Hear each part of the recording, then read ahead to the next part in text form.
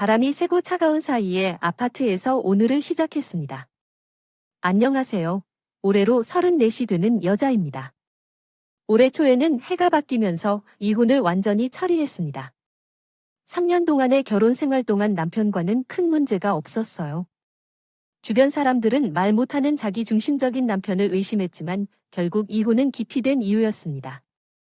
이혼의 이유는 남편의 사소한 문제가 있었지만 제 말을 듣지 않았던 것입니다. 부모님은 물론 나 자신에게도 열등감을 느꼈고 남편의 잘못도 이혼의 원인 중 하나였습니다.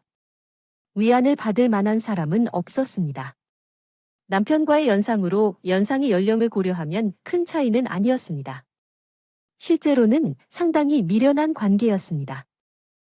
대학을 졸업하고 이름이 들리면 다 알 정도로 유명한 회사에 다니고 있던 신은 되었습니다. 신호에 비해 좋은 학교에서 나오지 못한 제가 시가 적들의 눈에는 당연히 모자란 사람으로 보일 텐데요. 좋은 학교에 들어가기 위해 남들보다 배는 노력했을 시절의 노력을 폄하하거나 무시해본 적은 당연히 없었습니다. 남편도 어디서 뒤처지는 스펙은 아니었지만 신우가 이루어 놓은 것에 비하면 보잘것 없었어요. 그런 신우는 시 부모님이 자랑일기도 했지만 반대로 아픈 손가락 일기도 했었습니다. 결혼식을 올릴 때 신후의 나이가 30세 쉬었고 나는 그때도 그랬지만 아직까지도 결혼을 못한 채 있었거든요. 제 말로는 못하는 게 없다고 해도 해봐야지요. 안 하는 거라고 말하고는 했습니다.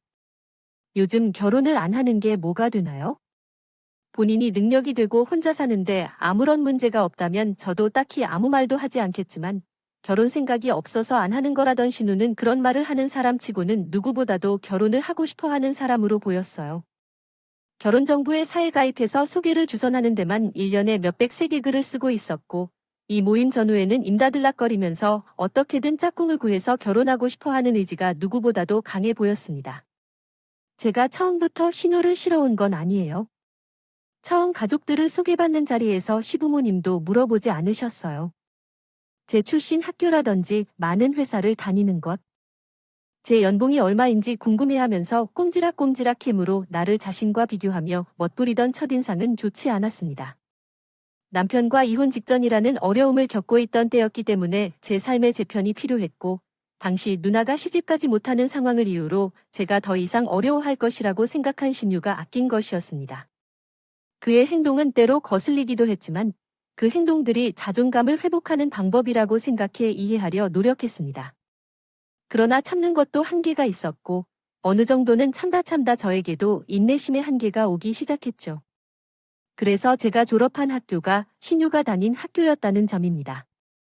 학교보다 유명세가 떨어질지라도 원정에는 신우가 그리고 내가 다니는 회사에서 연봉을 더 적게 받는다고 해도 나는 내 삶이 힘들고 불편하다고 생각한 적 한 번도 없었습니다. 그런데 구주작이 남동생의 아내를 까내리기 시작했을 때 후련함을 느낀 적이 있어 계속해서 자기 잘난 이야기를 하는 그 사람에게 어떻게 다가가야 할지 망설였어요. 하지만 이대로 계속될 경우 한 번 뒤집어질 수도 있다는 생각도 들었습니다. 그러던 중 남편으로부터 신우가 몇 년 전 결혼정보회사에 가입했다는 소식을 듣게 되면서 그때 확신이 드는데 신우가 남자가 없어서 저렇게 행동하는 게 아닌가 싶은 생각이 들었습니다. 신우가 성격은 개파카스 같지만 어쨌든 좋은 회사 다니면 연봉도 높은 편이라고 생각해요. 그리고 경우에 따라서 신부로서 부족한 점을 보완해 나갈 수 있을 거라고 믿어요. 점은 없다고 생각했어요. 시녀에게만 행동 신호가 나면 끝날 거라고 생각해서 결혼정보회사에서 소개를 바꾸는 게 있긴 했지만 저도 같이 도와주면 좋겠다는 생각에 발벗고 나서 소개해줄 사람을 찾기 시작했습니다. 어렵게 초도 주변 사람들을 통해서 신우와 만날 법한 여러 남자들을 소개시켜줬는데 이대로 가다가는 결혼 전에 제 평판이 바닥에 떨어질 것 같더라고요. 자기애가 강한 신우는 웬만한 남자들은 눈에 들어오지도 않는 듯 보였습니다. 이 남자는 자기에 비해 직업이 어떻고 이 다음 남자는 키가 어떠하고 외모가 어떠하고 나이가 많아서 싫다. 차가 없어서 싫다 하면서 제가 소개시켜주는 사람들마다 전부 퇴짜를 놓기 시작했던 제 주변 지인들이 소개시켜주기도 했지만 그 사람들이 하나같이 하는 말은 신우가 돈이 매우 많다는 것이었습니다. 그리고 또 자신은 무엇이 그렇게 강하다고 생각하는지 모르겠다고 하더라고요. 실루 있고 외모가 남자들을 정신 못 차리게 할 정도로 매력적이지만 그렇다고 나이가 어린 것도 아닌데 뭘 바라는 건지 알 수 없다고 합니다. 신호가는 학교도 좋고 회사도 좋다고 하지만 전문직 여성들에 비하면 돈도 쓸어 담을 정도로 생각하지 않으며 주제 파투를 너무해 결혼까지 어떻게 하라는 말까지 들었습니다. 제가 그의 짝을 찾아주기 위해 백방으로 노력했지만 세상 어디서든 혹시 남자를 소개해도 쉬는 차지 많은 것 같아서 몇 번 더 소개해주다가 중도에서 포기했다. 이후에는 나 역시 신에게 지쳐서 신호와 소통하는 빈도를 줄였다. 그때까지만 해도 남편이 지원해줘서 신호가 꽤 잘 일어나는 일은 명절을 제외하고는 거의 없었다. 그래서 시녀들에게 남자를 소개하는 것을 포기한 이유로는 자주 만나지 않아서 직접적으로 제 삶에 크게 해를 끼친 적이 없었다. 신우가 결혼하려고 나와 대화를 시작하기 전까지는 그랬다. 작년 초에 새해가 밝은 지 얼마 안 돼 신우가 시부모님 집을 방문했는데 그날 현재 좋은 만남을 맞이한 사람이 있고 잘 될 것 같다는 얘기를 했다. 처음으로 가족 앞에서 말을 꺼내면서 같다고 언급했습니다. 이야기해드린 대로 시봉님과 모시어님께서는 자랑스러워 하시지만 해가 흘러갈수록 결혼 시장에서 조금씩 경쟁력을 잃어가는 것이 안타까워 신호를 많이 걱정하셨다고 하더라고요. 그런데 누군가 결혼 상대가 있어서 말씀하니 정말 기뻐하시더라고요. 저는 신호가 마음에 드는 조건에 맞는 남자를 찾아 결혼한다는 생각은 전혀 하지 못했기 때문에 기뻤다기보다는 충격적으로 다가왔습니다. 사람이 갑자기 변하면 죽는다고 말씀하잖아요.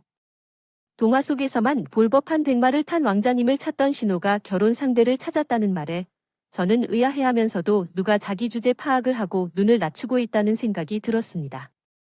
시부모님의 귀에 걸려서 가지고 있는 게 신호이계라서 그 남자는 무슨 일을 하는 사람인지 꼼꼼히 캐봤어요. 신호가 자신있게 대답했어요.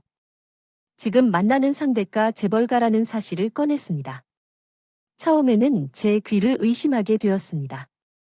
많은 남자들 중에서 재벌과 만난다는 건 신우가 재벌과 만나면 안 되는 법은 없지만 결혼 상대가 처음으로 재벌가라는 점은 다른 사람이 아니라 최고 리세라니요. 제대로 들은 게 맞는지 제 귀를 믿을 수가 없었습니다. 재벌가에 세가하고 많은 예쁘고 젊은 여자를 놓고 뭐하러 신우를 왜 만나는지요? 야, 직설적으로 말씀드리면 물을 주지 못해서 미안한 마음뿐이에요. 그래서 제가 할 수 있는 것은 의심하는 것 말고는 없었죠. 다행히도 궁금증을 해소할 수 있었어요. 시부모님이 신우에게 물어봄으로써요. 신우 씨는 자신의 남자친구에 대해 자랑하듯 사실을 고백했어요. 시부모님은 흥분하여 질문을 많이 하셨고 그 과정에서 시부모님은 저에게 왜 그런 훌륭한 남자친구를 만난 거니? 라는 질문을 하셨고 신우 씨는 아직 한 번도 만나보지 않고 채팅으로 알게 된다고 말했어요. 그 말을 듣자마자 시부모님은 실망한 표정을 지으면서 저론의 답을 찾았다는 생각에 궁금해하지 않는 것으로 보였어요. 신우의 기분을 살피며 최대한 실망한 티를 내지 않으려고 하시던 시부모님께서 갑자기 차가워진 분위기 때문에 채팅으로 만나기는 했지만 재벌과 사람임이 사실이라며 어떻게든 대화의 주제를 바꾸고 싶어 했어요. 시부모님을 보다 못한 제가 한마디 했습니다. 세상의 책으로 결혼 상대를 구하는 재벌과가 세상 어디에 있겠냐요? 요즘 꽃뱀꼬 한 마리 많은데 혹시 방울뱀한테 물린 것 아닌지 조심하라고요. 알아도 신우를 웃음거리로 만들려고 한 게 아니에요. 신우는 제 말에 얼굴이 새빨개지고 남편은 옆에서 배꼽을 쥐고 웃었다고요. 방울뱀 모녀가 함께 웃어서 시작을 했더니 시부모님도 웃음을 참지 못하시고 터져나오셨어요. 결국 시부모님도 따라 웃게 되었죠. 그때 신우 씨의 마음이 상한 것이 보였는데 그동안 제게 괴로웠던 것을 한 번이라도 기쁘게 해주는 기분이라 미안했지만 속이 참 시원했습니다. 그러나 신우 씨는 끝까지 자신과 연락을 나누고 있는 상대방이 재벌 2세라고 믿고 있는 것 같았어요. 나한테 거짓말하는 사람이 아니라고 누가 있다는 사람을 어떻게 알겠냐 라며 방방 뛰시다가 그래서 저도 시녀에게 하나의 가능성을 이야기한 것뿐이니 조심하시면 좋겠다는 의도로 말했을 뿐이에요. 웃음거리로 만들어서 이야기한 적은 없다는 걸 한 번 더 설명하고 싶습니다. 주어와 동사가 일치하지 않았습니다. 혼동이 없도록 재작성해 드리겠습니다. 그때까지만 해도 저도 남편도 시부모님도 신우가도 만나는 남자에 대해서 크게 믿고 있는 눈치가 없었습니다. 재벌가라는 그 남자가 직접 집에 찾아오기 전까지는 말이죠. 시간은 그 날로부터 조금 지나서 설 연휴가 되었습니다. 연휴 시작 날과 설날 당일을 시댁에서 보내고 남은 연휴 기간을 친정에서 보낼 계획이 되었습니다. 시댁에서 설을 보내고 친정으로 향한 당일날 신유로부터 연락을 받게 되었습니다. 당장 시댁으로 다시 올라오라고 해서 힘들게 고생하며 친정에 도착한 것을 얼마나 되었는지 묻기에 왜 다시 올라가야 하는지 반문했습니다. 적극적으로 따지면서 방울뱅이 들먹이며 말했던 이야기를 되짚으면서 자신이 계속해서 다시 올라가라는 이유에 이해가 되지 않았습니다. 남자친구가 얼마나 바쁜 사람인지 알았는데 그럼에도 불구하고 너와 같은 허락받은 신병 환자들 때문에 연휴에 시간을 내어 시댁에 방문하기로 했습니다. 그래서 너희도 와서 얼굴 한번 뵙고 겸사겸사 그 난리에 대해 사과를 알아보기 위해 전화를 했습니다. 솔직히 오랜만에 내려온 친정에 가고 싶은 생각은 전혀 없었는데 그런데 누가 그렇게 당당하게 나오는지 모를까봐 괜히 참석 안 해봤다가 나중에 더 큰 문제가 될까 걱정되어서 시댁으로 가지 않기로 했습니다. 가는 도중에 목적지가 변경되어서 서울 한복판에 있는 5성급 호텔에 간 적이 있습니다. 연락을 받고 방문한 곳은 그 호텔 안에 위치한 예약하기 어려운 레스토랑이었습니다. 한 사람 앞에 나오는 식사 가격도 물론 고가였지만 명절 연휴에 어떻게 예약을 한 것인지 더욱 궁금해졌습니다. 도착하자마자 시부모님과 신호, 그리고 신호의 남자친구가 이미 자리에 앉아 있었고 당시의 방역수칙으로 인해 저희 부부는 조금 떨어진 곳에 따로 자리를 배정받았습니다. 잠시 후 신호와 신호의 남자친구가 인사를 하러 와서 신호의 남자친구는 인품이 도한치라고 매너도 매우 좋았습니다. 아이는 남편과 닮았는데 솔직했을 때 재벌가라는 사실을 제외하고는 그 정도 남자가 어떻게 이렇게 매력적인지 궁금했습니다. 누 사람과 만나는 야는 컸어요. 식사하는 동안 멀리 있는 신년회를 바라보며 둘이 나란히 앉아 있는데 그만의 특별한 신호로 남자친구 입 주변을 닦아주고 쩔쩔매는 꼬라지를 보니 웃기지도 않았습니다. 세상에 그렇게 안 어울리는 한 쌍이 있나 싶었습니다. 그래서 솔직히 의심이 확신으로 변해가는 것을 느꼈는데 시부모님과 남편은 다른 생각을 갖고 계셨습니다. 남편은 밥 먹는 동안 또 제 누나에게 사과해야 할 것이라며 제가 새해 첫날에 남자친구를 부정하면서 의심했던 것에 대해 말했습니다. 시부모님도 그 후부터는 우리 예비 사위로 확신하며 두 사람이 결혼할 것이라고 이야기하시더라고요. 눈에 과대반사가 생겨서 쓰다듬었어요. 식사가 끝나고 시부모님은 택시를 타고 집으로 보내드리려 하시면서 젊은 사람들끼리 모여 어디로 가자고 하더라고요. 도착한 곳에서 메뉴판을 보니 전에 다녀온 적이 있던 고급 술집이었습니다.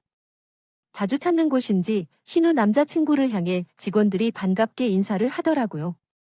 남편은 이미 자기가 재벌과 매형이 생기고 있는 분위기였어요. 술자리가 끝난 뒤 조이가 택시를 잡고 집에 돌아가려는데 굳이 저희를 부르고 자기는 대리기사를 부르겠다고 말했어요. 그 후 자기 자동차를 보여주며 자동차를 보여줄 때는 시내보다 오히려 재난 쪽이 더 좋아하는 것 같았어요. 그럴게. 어느 날 택시 안에서 남편이 단억에 달하는 외제차를 타보고 싶다고 했을 때 남편이 그럴 능력이 있는 줄은 몰랐다는 감탄사를 연발했다. 두나는 인기가 없던 게 아니고 재벌가와 같은 곳에서는 받아먹는 스타일이라서 일반적인 남자들은 아우라가 미련되었을 거라는 생각이 들었지만 어이가 없었습니다. 처음에는 그 사람이 진짜 있는지 믿을 수 없었지만 나중에 내 눈으로 목격했기 때문에 아무 말도 할 수가 없었습니다. 그래도 생각해봐도 그렇다는 생각이 들었습니다. 얼마나 사랑이 모든 것을 초월한다고 하더라도 그 사람을 나란히 두고 보면 나의 가치관이나 세상이 무너질 정도로 안타까웠습니다. 어울리지 않은 한 쌍이었기 때문입니다. 안 어울리는 정도라는 정도가 아니라 아침 드라마처럼 이렇게 안 맞는 커플이 어디에 있는지 궁금한 생각이 들 정도였습니다. 어디서 욕한 바지를 먹을 정도는 아니라고 말해야 할 것 같았어요. 어쨌든 신우가 남자친구를 처음 소개받은 이후로는 신우 50의 남자친구와 우리 부부에서 자주 시간을 보내게 되었습니다. 신우의 남자친구는 자신이 재벌가라고 소개했지만 어떤 재벌인지는 밝히지 않았어요. 믿음을 정확히 모르는 것 같았죠. 아무리 비싼 술을 마시고 고가의 레스토랑에서 식사를 하고 비쌀 외국산 차를 마신다 해도 그 사실을 감춰야 할 이유는 별로 없다고 생각했어요. 제가 계속 물어봐도 신우 남자친구는 자신에게 말하지 못할 이유가 있었죠. 주어진 텍스트의 한국어 문법을 수정하여 다시 작성하겠습니다. 그는 자신의 존재 이유를 구체적으로 설명해 주었어요. 재벌가 출신은 맞지만 아버지가 아닌 어머니를 통해 태어났기 때문에 자신의 신분을 세상에 공개할 수 없다고 합니다. 자신이 알려지면 아버지가 설립한 기업의 기초가 흔들릴 수도 있기 때문에 조심스럽게 움직이고 싶어 한다고 합니다. 어머니에게 상처를 주고 싶지 않다며 말하기도 했어요. 다행히 아버지의 자녀들은 혼란스럽고 자기 승계가 가능할 거라고 생각하기 때문에 안심스럽다고 합니다. 그러나 자신의 이야기를 듣고 나서 얼마나 힘들었는지 눈물까지 보였다고 해요. 그동안 그의 삶은 정말 어려웠을 터입니다. 신우가 언제부터 그러한 공감 능력을 갖게 됐는지 참으로 의아했어요. 외면하는 것 같아 보일 수는 있지만 사실 그는 많은 것을 감추고 있다는 생각이 듭니다. 그래서 나는 솔직히 그를 신뢰할 수 없는 사람으로 생각했어요. 어쨌든 그와 자주 시간을 보내다가 신우 남자친구의 아버지가 급한 회사 인수 합병 문제로 해외에 잠시 나가야 할 것 같다고 전했습니다. 그래서 당분간은 해외에 머물 필요가 있을 것 같아 작별 인사를 나누고 서울 시내가 한눈에 보이는 호텔방을 예약해 송별 파티를 열었습니다. 다음 날 아침에 우리 남편에게 부탁하여 외제차를 빌려주고 공항까지 모셔다 줄 것을 요청했어요. 출국 수속이 끝나고 비행기를 타러 나아가는 그를 모습까지 보며 시내로 들어가는 것이었죠. 남자친구는 한국을 떠났습니다. 돌아오는 길에는 외제차가 아니라 지하철을 타고 돌아와야 했는데 남편은 자기 드림카를 몰아봤으니 인생의 소원을 성취한 것 같다며 엄청 벅차올라 있었다고 해요. 남자친구가 있는 동안은 신호가 저에게 스트레스 주는 일이 없었는데 남자친구가 한국을 떠나자마자 다시 죄를 걸고 넘어지더라고요. 사실 남자친구가 그렇게 신뢰가 가지 않는다고 말한 채가 먼저 꺼내 쓴 경우라 제가 먼저 신의 심기를 건드린 게 맞긴 한데 신이는 그렇게 소시민 같이 산다며 인생의 발전이 없는 거라면서 남자친구가 돌아올 때 문명품 가방을 사올 거라고 했네요. 어쩌나 내 자랑처럼 떠들었다고 하네요. 제 월급으로는 평생을 가도 못할 만한 가방이라고 말했다고요. 거기까지는 다 좋았는데 문제는 신우에 돌아온 남자친구가 한국을 떠난 지 2개월이 지난 후에 발생했습니다. 평소처럼 한가한 주말을 보내고 있었는데 시부모님께서 가족 회의를 요청하시고 우리 부부를 소집하셨어요. 어떤 일이 있는지 알아보려 해서 시댁에 도착했더니 시댁 부모님이 앞뒤를 묻지 않고 갑자기 우리에게 돈이 얼마나 있는지 물으셨습니다. 갑작스러운 돈 이야기로 조심스러운 표정을 지으며 대답했어요. 남편이 약 4천만 원 정도 있다고 말씀드리자 곧바로 우리 재산 상황을 밝히셨어요. 시어머니가 그렇게는 안 된다고 말하시며 조이가 현재 살고 있는 집의 가격부터 물으셨습니다. 그때부터 뭔가 예감이 안 좋다는 느낌이 시작되었습니다. 남편은 그게 뭐 숨길 일이냐고 말하면서 현재 우리 집의 시세가 얼마나 되는지 전부 다 말했어요. 아니나 다를까 안 좋았던 초기의 느낌이 들어맞았습니다. 시내는 그러면 우리 적금을 깨고 집을 담보로 해서 대출을 받아와야 한다고 말했어요. 그래서 제가 중간에 말을 끊었습니다. 무슨 일이 있는지 말도 안 하고 다 짜고 자사 먹을 대출을 받아오라는 말이 무슨 소린지 물었어요. 신호가 짜증이 난 표정으로 설명을 해주더라고요. 남자친구가 곧 한국에 들어올 예정이었는데 몸이 좋지 않아서 검사를 받았더니 양성이 나와서 지금 그쪽에서 발이 묶인 상황이라고 하더라고요. 그거랑 대출이 뭐가 연관이 있느냐고 물었더니 저보고 아직 말도 안 끝났는데 중간에 자꾸 잘라먹지 말라면서 성질을 부리시더군요. 회사 인수 합병 때문에 자금이 필요한데 자가격리를 하게 되면서 큰 고래가 날아가게 생긴 상황이라며 시녀에게 혹시 그 돈을 자기 대신 구해서 입금해 주실 수 있느냐고 부탁을 해왔다는 겁니다. 그 금액이 자그만치 10억이 없고 신호가 여태껏 모은 돈과 대출을 받아도 택도 없으니 시부모님 노후자금을 합치고 저희 집을 담보로 대출까지 받아야 할 필요가 있는 그 액수를 어떻게 마련하려고 하는지를 말하러 왔어요. 그때서야 제가 여태껏 신호 남자친구에게서 느꼈던 사차 냄새가 확신으로 바뀌었다는 거예요. 지금 다들 제정신들이냐고 신우가 남자친구랑 혼인신고를 올린 것도 아니라고 그렇게 큰 돈을 어떻게 왔다 갔다 할 생각을 하느냐며 정신을 차리라고 그 사람은 분명히 사기꾼일 거라고 말했어요. 그러니 신우가 성질을 내면서 기가 돼 남자친구에 대해서 모라리고 떠드는 것은 입에 거품을 물고 저에게 안 좋은 말을 퍼부릴 걸라고 해요.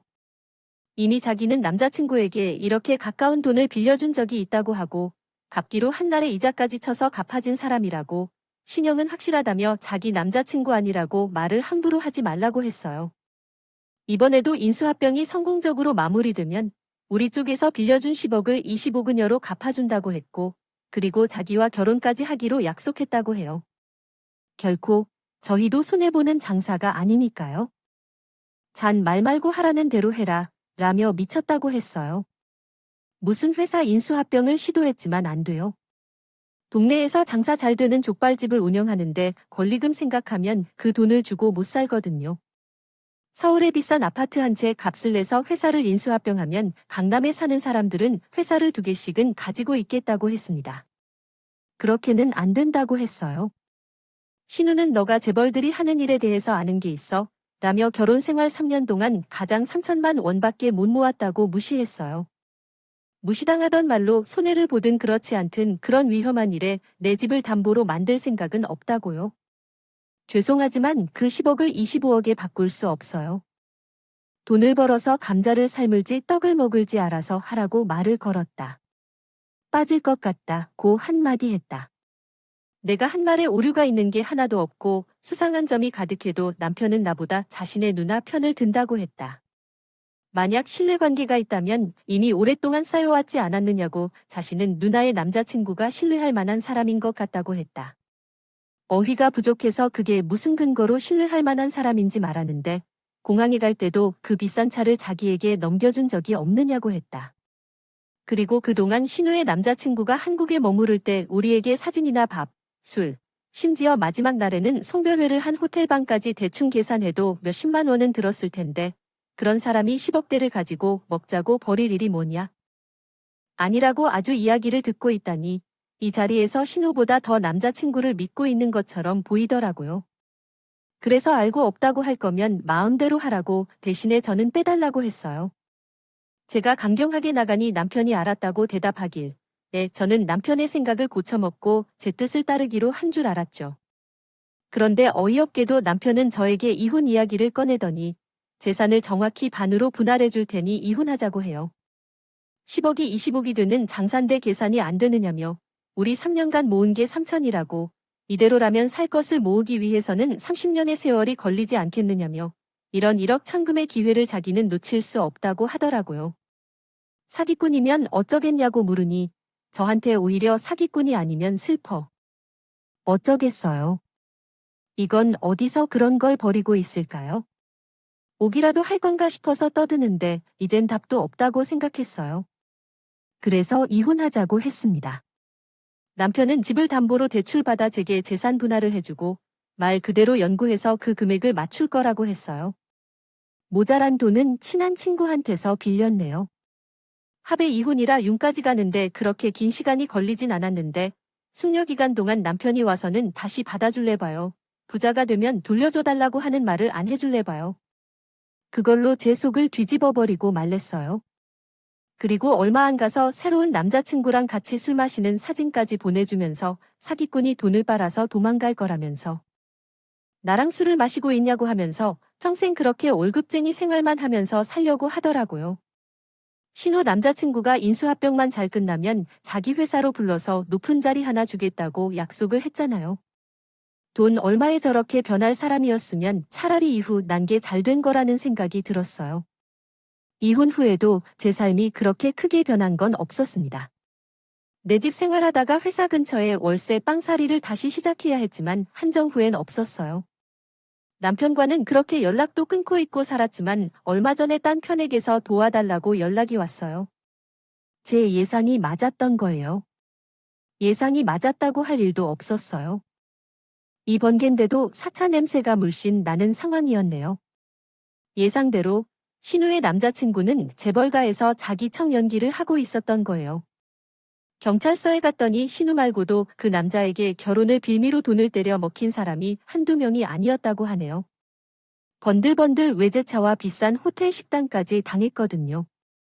수법이 모두 똑같았어요. 돈을 펑펑 쓰다 보면서 상대방의 가족들까지 신뢰와 호감을 얻고 그것을 빌미로 마지막에 가서는 큰 돈을 요구하는 매우 지능적인 사기꾼이었어요. 일단 한 명이 여자에게서 돈을 빌려서 그 돈으로 다른 여자에게 작업을 시키고 그 여자에게 돈을 다시 받아서 또 다른 여자에게 작업을 시켰다며요.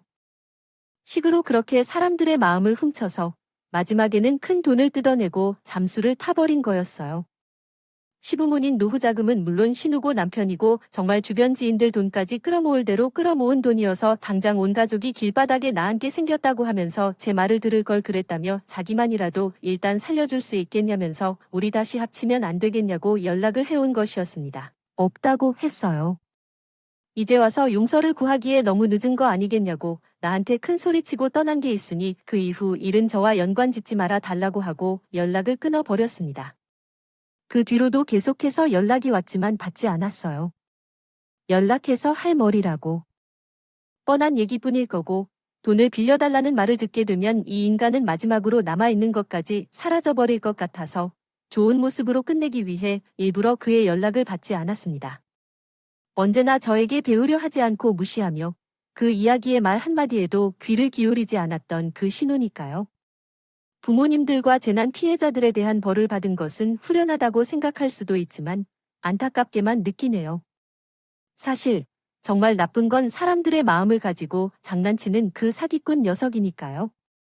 무슨 일이 있었든 어떻게든 전부 재앙 없이 다시 일어날 수 있다면 좋을 테고 그 사기꾼 녀석도 빨리 잡혀서 그의 잘못을 절대로 되찾기를 원합니다.